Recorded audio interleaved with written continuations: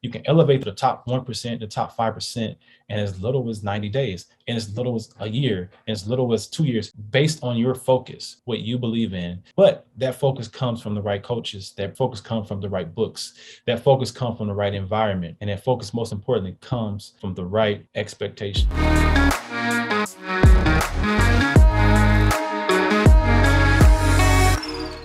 So welcome to Wealth Creators Podcast, episode number 4. And today's episode, we have a very special guest, right? He's an author, he's a speaker, he's a master barber and a business coach, as well as a 5-time bodybuilding champion. He's been in the entrepreneur world for the last 20 years, helping barbers, entrepreneurs, and service providers.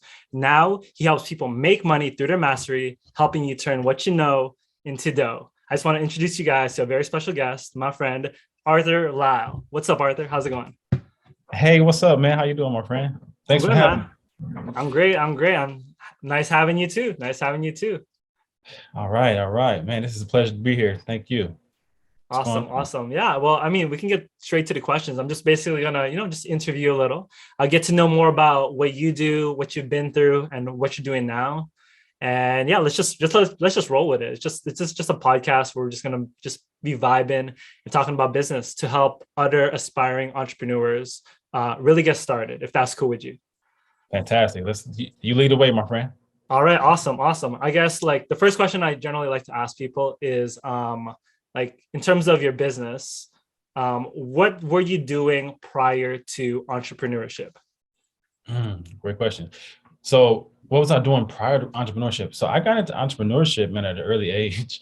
Really? Honestly, always had a vibe of just wanting to do the most in life, right? I just never wanted to settle.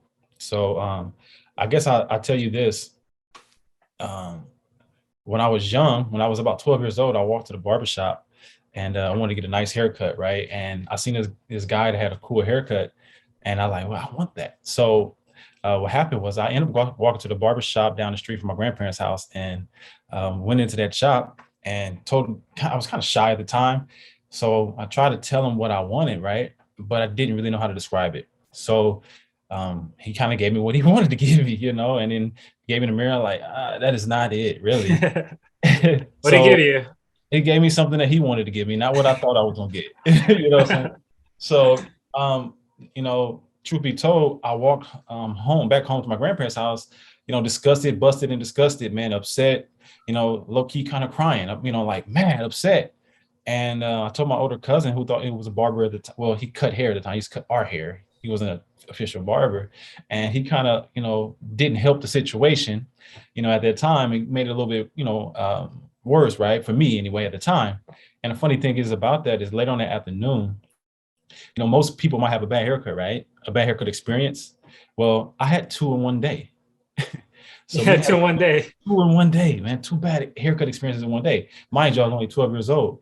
So later on that day, I went home and got back home to my grandparents' house. And my grandfather used to have an old pair of clippers in his toolbox. So it was oily with all these other toolbox. And I just opened the guard up and buzzed my hair all the way off. And that was honestly the day I became a barber. I started cutting my hair, started cutting other people's hair, because at that moment, I knew that I was never letting anyone else touch my hair. And I think that was the introduction of my entrepreneurship spirit right then and there. So experiencing that pain of other people not doing what you wanted them to do and saying like, I'm going to take my hair, my look in my own hands. I'm taking it in my own hands. You couldn't have said it better. Exactly. That's awesome. And so like, do you still cut hair now, here and there?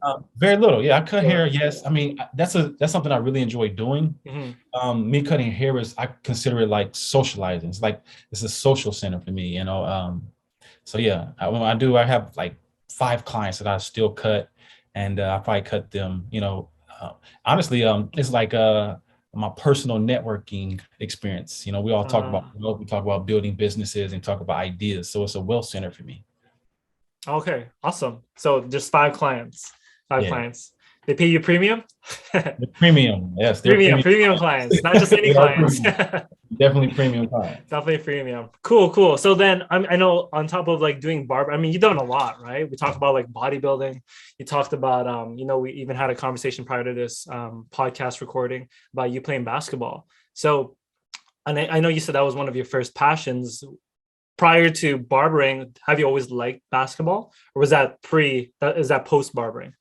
No. Basketball is definitely basketball is how I understood what consistency and discipline was, right? I've been playing basketball since I was 6 years old. Okay, awesome. Yeah, so Yeah. no, basketball is how I first understood what mastery is, right? Mm. And to just uncover, now I teach mastery, right? I teach people how to master their passion, master their purpose, and master their provision, right? So they can ultimately master their pocketbook. So the reason why how I discovered mastery was through basketball when I was at such an early age. And mastery is basically, you only develop mastery after you've done one thing consistently time and time again, right? And me playing basketball is how I discovered that, right? You only get to the big leagues by doing the basics and mastering the fundamentals before you can even do anything fancy, right? Before you can even do anything outside of yourself, you got to develop the strength within. Facts. I mean, for myself, I played basketball too. Not at the level you played, but still, a lot of people got to understand that, like, especially with business, a lot of the skills that we learn in business, there's skills that we learned from, like, for you, it was from basketball. It was from doing haircuts, being a barber, right? And we know that, there's that foundation we got to first build before we can ever build up, right? Absolutely. For Absolutely. sure, yeah. And so, you went through, obviously you played basketball ever since you were 6. Tell me a little bit more about that, right? You said you played a little semi-pro. Like how did that, like, whole journey of basketball take you, and how was that? Yeah. Great question. So originally, we all have a dream when we get to NBA, right? Like, or not all For of us, sure. but we always want to get to the big leagues, right? If you play ball, you want to go play in the NBA, you want to play with the elites, right? So I've always had a mindset that I was already elite before I became elite, right? And I just believe that if I see someone else do it, I can do it too. That's just, I don't know, maybe I'm goofy, maybe I'm weird, but I just believe that. And with that, I was always just trying to practice what they've done and trying to get better at those things to allow myself to get to that, to elevate to that next level. Well, but I wasn't a great student in school, right? Like I was a great athlete, but I was not a great student, right? But actually, I was only a great athlete because I was willing to do more than everybody else. I would stay up late working out. I would go wake up early to work out. I would be in the gym before people get there, and I'd be there after they get there. And just that discovery is because I knew I didn't have the original talent. I just had work ethic. Mm, So true, I had to true. outwork everybody to, get to those levels. And plus, and then also not being a great student, they put you a little bit further behind the race. So I didn't have the grades. I didn't like school. I did good in school just because I knew how to just get things done, right? But ultimately, after high school, I didn't grad. I mean, I graduated on time, but I had no desire to go to college. Mm, So, the chances of me coming from a small town, Omaha, Nebraska, where I'm born and raised from, going to the NBA straight out of high school was very, very slim. So I had to yeah. figure out, like, how do I, get to another level? So I just was playing around town and, developing a skill set. Then my city opened up started a semi-pro team, and I tried out, and, I had some talent, so I made the team. And, I just outworked everybody, the best I could. And that allowed me to get that, on that team and get some semi-pro. It was like an ABA team, I got an opportunity to play with them for a season before they folded, right? But ultimately, it's a higher level skill. So the ABA was right below the NBA at the time. So Yeah. I got to play on the elite level, with a lot of other elite players. So that's how that development went. It just kind of, I just feel like if you work really hard for something with that passion and that belief, um, not before long, it may take a little time, it may not take that much time, but you'll hit that goal. No, for sure. And then, I mean, like, and it's very clear to see that, that work ethic has transferred over into business, right? Absolutely. Right. And I know you said you weren't really a great student, but what you meant really, let me see if I'm getting this right. You weren't a great student when it came to grades, but you're a great student of the game of basketball, something that you're passionate about, right? Thank you for the clarification. I was not a great academic student. Academic student, there you go. People they want you to think about school, right? Like, because the thing is, the school system, they teach you to learn, but really they don't teach you to learn. They teach you how to remember stuff, right? Mm-hmm. So you're not really learning. Learning is doing something repetitively, doing it over and over again until you get it. And instead, from my experience, I think school really teaches you how to master lack, right? How to master the lack of abilities. And you keep stacking those lack of ability and a lack of ability on lack of ability until you don't even have the master. You never develop a mastery. Where if they teach you how to master one thing, and then you can start stacking your masteries. You have a mastery here, and then you have a mastery here, and you have a mastery here. You will have the opportunity to master multiple subjects, multiple opportunities, and ultimately master your life and your results. Yeah, and it's very clear. I mean, like you played at a semi-pro level, created I know we talked about it before, but you created like a 6-figure barbering business as well, right? So at the same time you were playing semi-pro, you were still cutting hair full time, or like that was you? Yeah. Yes, I was. And that was at the time, that was your main source of income, or were you at the time? Yeah. At the time, yes. Cool. Was the semi-pro team paying you? I always wondered, does semi-pro pay a little bit? Or? Don't get it messed up, man. They don't pay much. You know what I mean? Okay. You would think that they will, but they don't. They pay very little. It wasn't nothing for me I can live off of. Okay. But it's just some side money, I guess. It was side money. It's more passion, right? It's more passion than it is money. True. It's money. True. Yeah, that's so awesome, man. And on top of that, you said you were a 5-time bodybuilding champ as well. So was that during the same time you were playing professional basketball, semi-pro basketball, or was that like later down the line of your life? No. So I got into bodybuilding the last few years. I think I got into bodybuilding in 2018. And okay. So this is all recent. Yeah, that's recent. Those are recent. All right. Yeah, that's more recent. Because as I got older, like I don't play basketball at that high level no more. But I always wanted to. I'm a competitor, right? I always want to compete on the highest levels, no matter what I do, or I don't want to compete. So, I knew me playing basketball, I was like, if I play, it's just not that high of a level. So I started to search for other things that I can do, that I can be at a high level without hurting potentially hurting myself, so I can continue to maintain my businesses at a high level and all those things.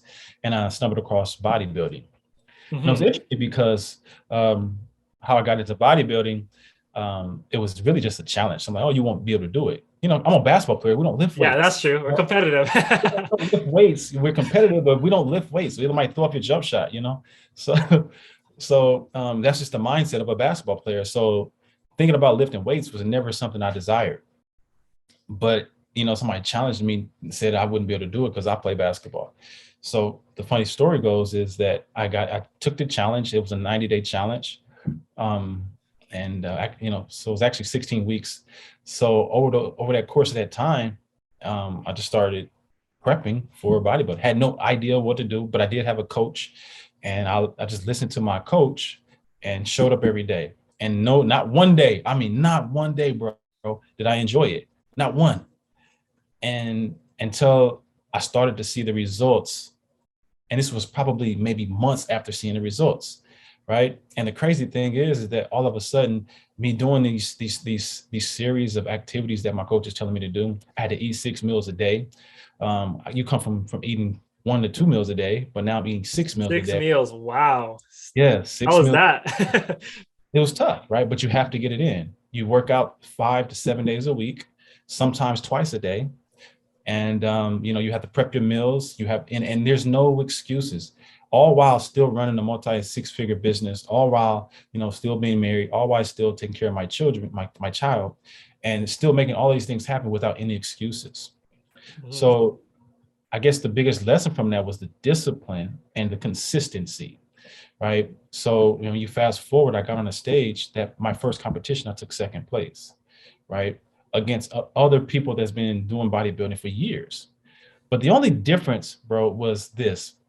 To me, is that I had a coach that already knew how to win. And I aligned myself with that coach that already knows how to win. And I did everything that he told me not to do and everything he told me what to do.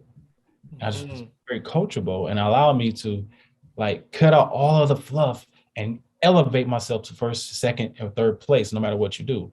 So now I use that same strategy in every industry, every business, and every opportunity that I have. I just take that 12 to 16 week mindset and I could elevate to the top.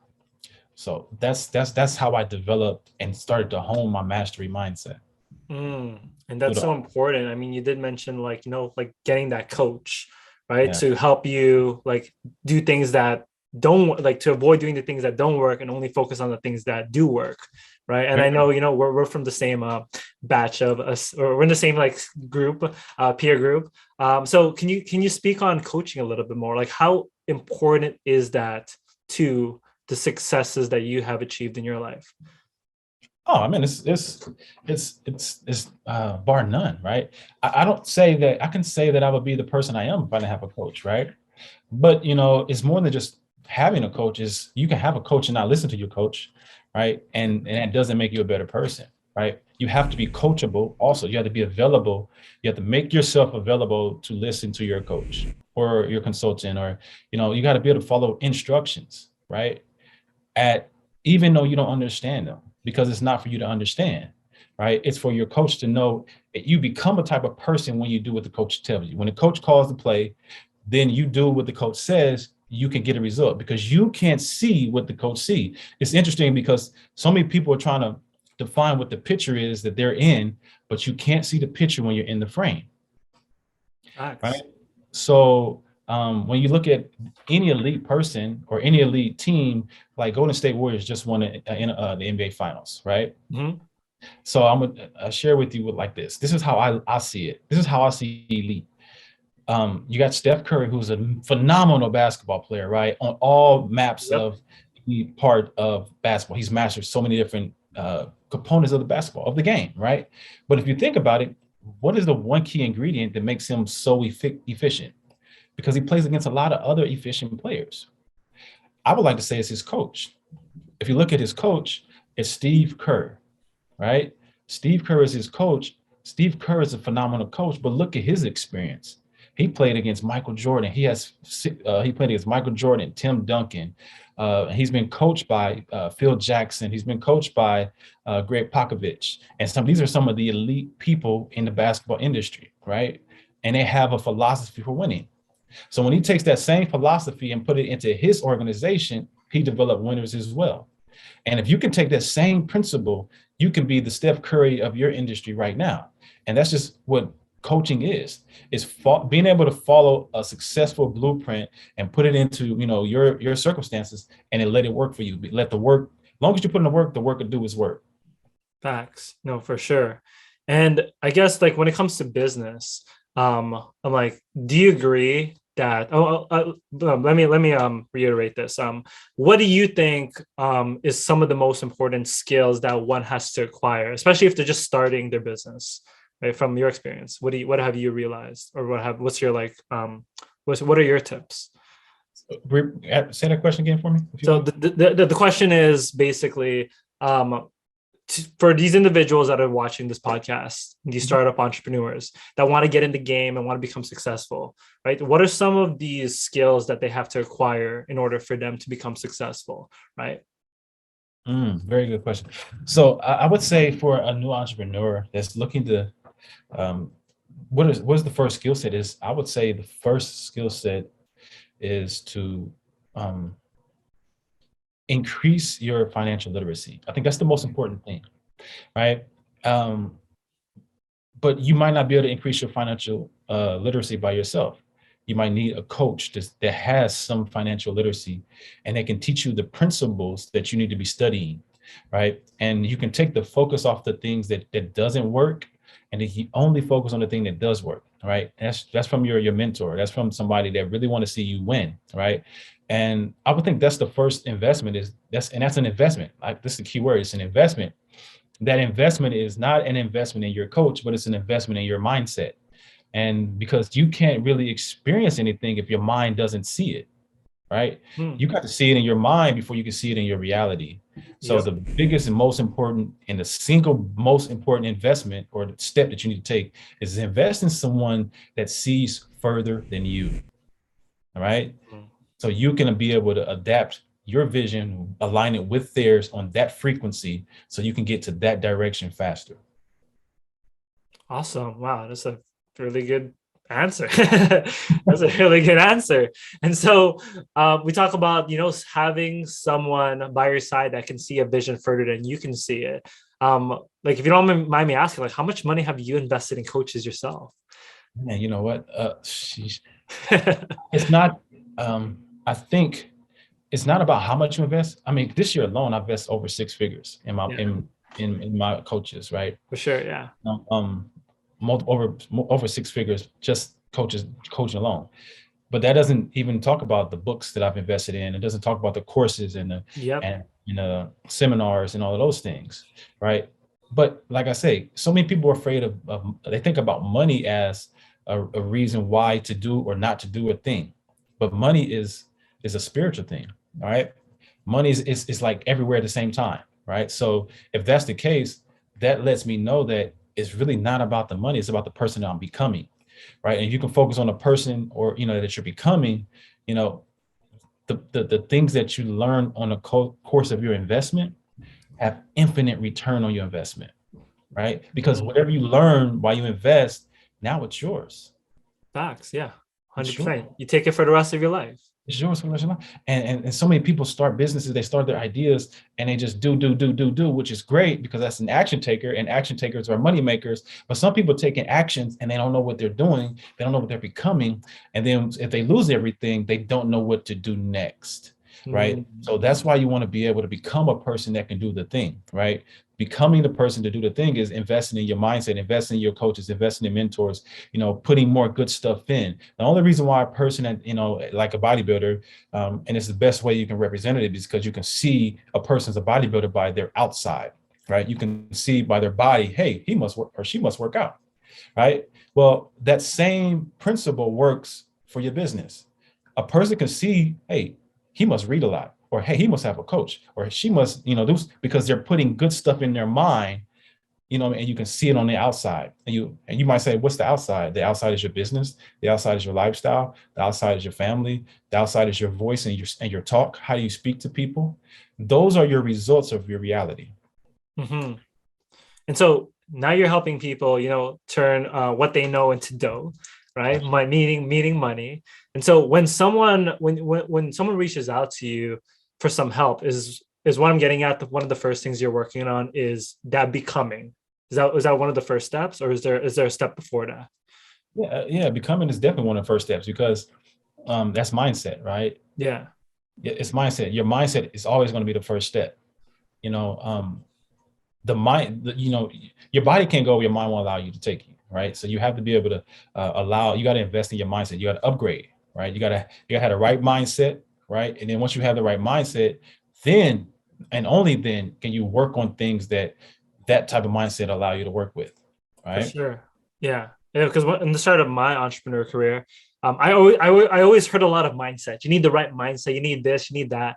But honestly, when I first started, I didn't really buy into it. I was like, yeah, I mean, that's just like that positive thinking. But the more I got into entrepreneurship, I was like, you know what? Like this is important. This thing is hella important. So I'm wondering, did you go through something like that when you first started, or did you always heavily believe in this mindset thing?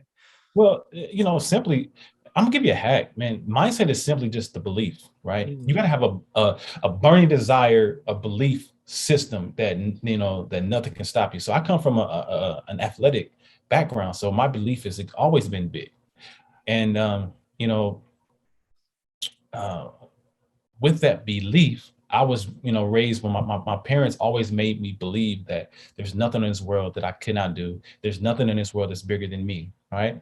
I can do anything that I want, right? My mother told me that since I was a kid. You can have anything, you can be anything, you can do anything.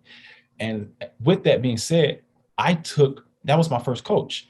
So I took that belief, I borrowed my mother's belief that I can be anything, I can do anything, and I can have anything if I want. But I just have to do it, and don't worry about what everybody else thinks. Right. So me adapting that belief allows me to align with, if I see somebody's doing something I want to do or that I want to achieve, I align myself with their mindset right away. I was saying, what are they doing? What do I have to think about to get that result? because whatever they think, I need to think, because that's one that same result. I've always had that in me. That was always my syntax, right? Yeah. So once I seen it and like I just try it, I might not get it the first couple of times, but it's like you seeing yourself do it before it even happens. So you kind of literally are painting your own reality. Yeah, and I love what you said. Before anything becomes reality, it has to first start up here. You can never turn something that's not up here into reality, right? It's a reality. Right, exactly. And so like, do you think that from your experience, because you help you help aspiring entrepreneurs turn what's in here into money, what do you think that their biggest, not flaw, but the biggest thing that they need to work on is the mindset? What have you noticed in your journey of helping people? Yeah. One of the biggest things is not only mindset, but it's also environment. Environment. Yeah. Environment. Because a lot of people are in environments, and the environment that they're in doesn't allow them to grow, right? So, if you hang around 5 people that makes only $100,000 a year, then chances are you're going to be 6th person that only makes $100,000 a year.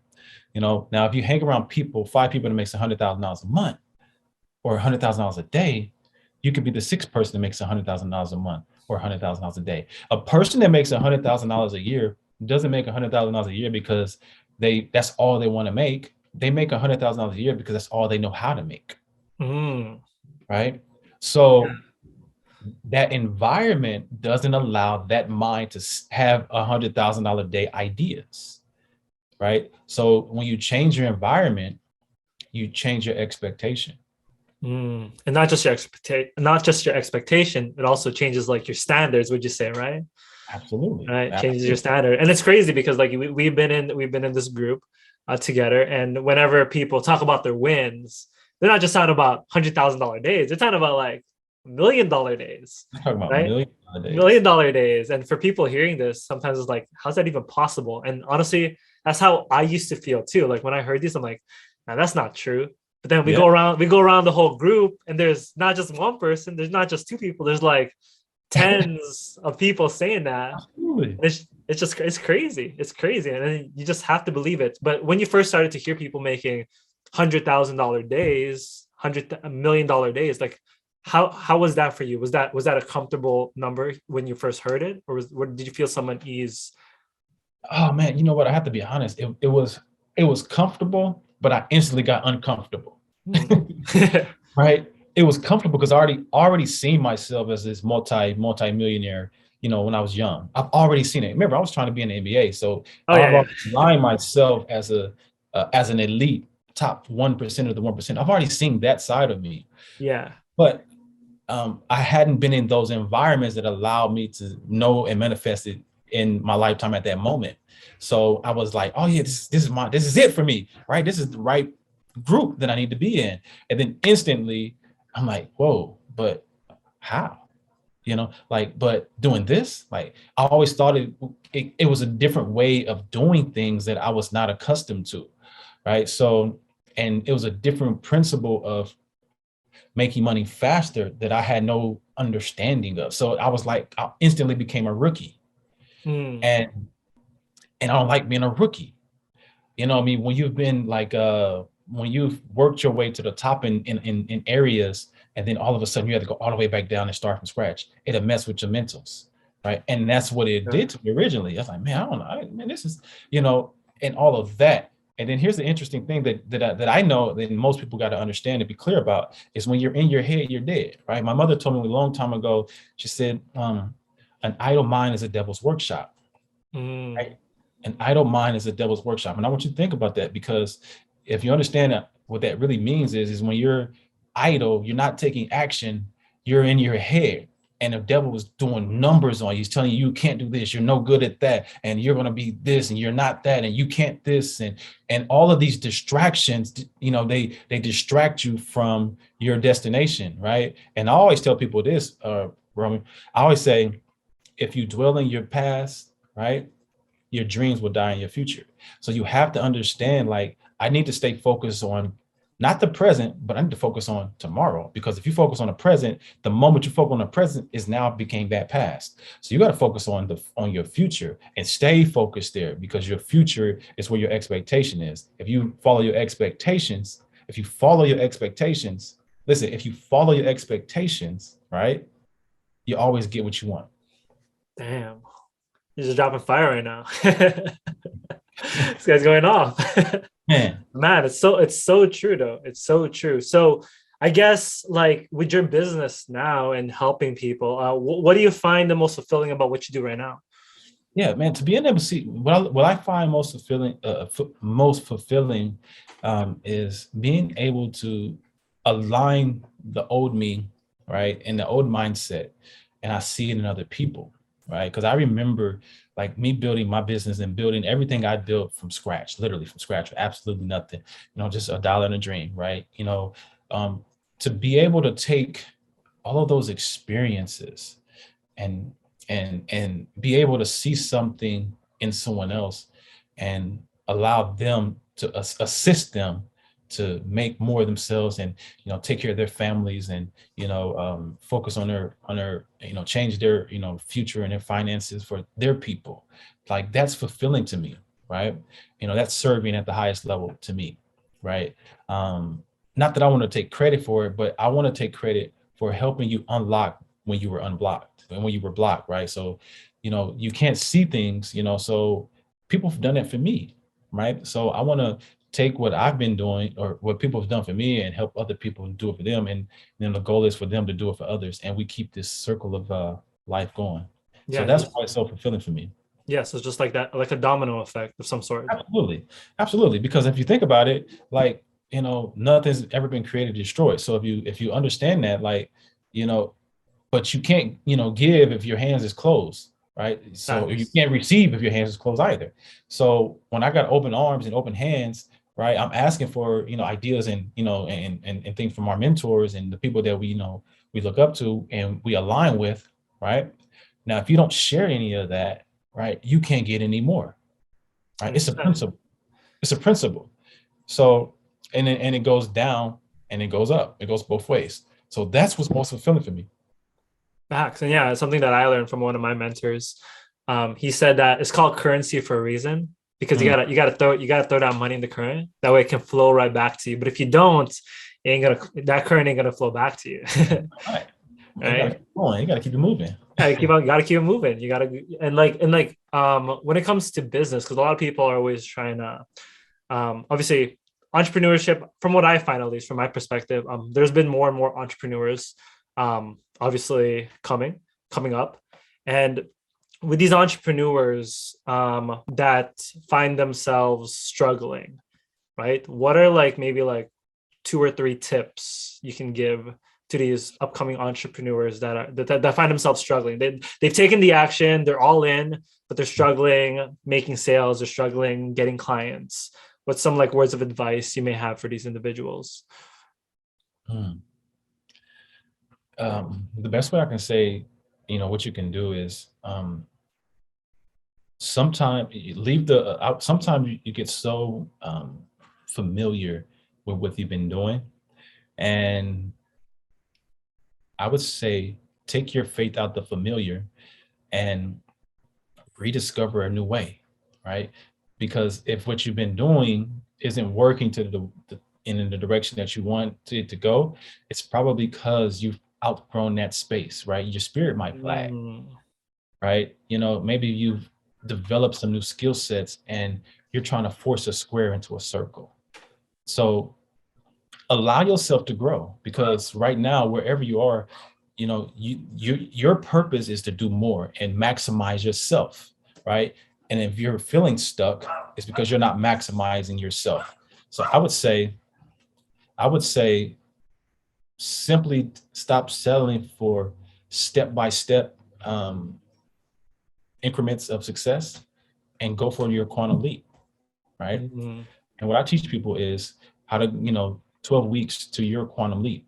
it doesn't take that long to take a quantum leap. It's just with pure focus and faith and focus on the right things, you can take a quantum leap. You don't have to settle for small incremental steps to your success. You can elevate the top 1%, the top 5%, in as little as 90 days, and as little as a year, and as little as 2 years, based on your focus, what you believe in. But that focus comes from the right coaches. That focus comes from the right books.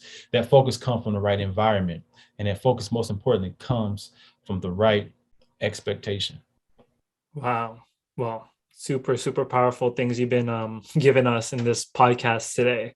So I guess just to really end it off, it's just like, where can these individuals watching or listening to this podcast today find you? Yeah, absolutely. Mostly on Instagram. Instagram is my space. That's my baby. That's where I'm hanging out at. But I am also going to YouTube and dropping on YouTube. So you can follow me everywhere. It's Arthur Lyle on Instagram. I am Arthur, ARTHUR _Lyle. That's LYLE. And it's Arthur Lyle on YouTube. And so that's what I'm going at. But right now, I got a challenge coming up, and that's what I'm doing right now. It's called Productize Your Services Challenge. It's a 5-day challenge, and I'm helping entrepreneurs, service providers turn what you know into dough, and make money with your mastery. Because I believe it's so key that once you understand that you can make money, faster by working less, by using your mind and not your muscles, you allow yourself to elevate to the top 1% way faster and stop waiting to be in at the bottom 95%. For sure. And, when they follow you on Instagram, if they are interested, for those who are listening, the challenge is called Productize Your Services, Productize Your Mastery. Productize Your Service Challenge. Yes. Productize Your Service Challenge. For anybody listening, if you're interested, we're going to have a link in the description. And obviously, if they want to learn more about this challenge, is it going to be in the bio of your Instagram or something? It is in the bio of my Instagram. Yes. Yeah. And when does this challenge start? This challenge is, I think this next one, well, I don't, based on whenever this podcast drops, we're going to do one every month, but I think this next one we have, what's today? I think it's the 11th, I believe, July 11th. I think that's, yeah. Oh, July 11th. Okay, cool. Yeah. So the podcast should drop before then, honestly. Usually it takes a couple days to get this all edited and stuff. But we're going to do it every month as well. So, so we do at least once a month. Yeah. So anybody just listening to this, this is Arthur. He is a master of a lot of many things, right? Just like myself, I came from the basketball background, the competitive nature, just wanting to be really great at everything. And I've always thought that I was competitive, and I've always wanted to get to that next level. But honestly, after listening to you and hearing what your story, I'm like, man, there are other people out there that have done so much more. And it's not taking from what I've done, but it honestly just inspires me just to be around your presence, man. So I just wanted to say, thank you for that. Thank you for just being you, and thank you for doing everything you've done, because and really from the bottom of my heart, it really just truly inspires me, right? So I just want to say, appreciate your time, man. And hey, maybe we do some part 2 sometime later, sometime this summer or something like that, if you're down for it. Phenomenal, man. It's a blessing to be a blessing. Appreciate you. And all your people, man, I love to be able to service you in whatever way I can. And I just feel like if we focus on mastery, man, our lives get a lot simpler and easier. So for sure. And thank you again, man. I appreciate you so much. Yeah, no problem. And for everybody watching, again, this is Wealth Creators Podcast, episode 4. You can find Arthur on his Instagram. And if you're interested in joining his 5-day challenge, it's going to be in the description down below. Go check it out. Turn your mastery, right, into some money and get your life to that next level. But anyways, I'll see you in the next podcast. Thanks for listening. Arthur, thank you again. Appreciate your time, and we'll chat.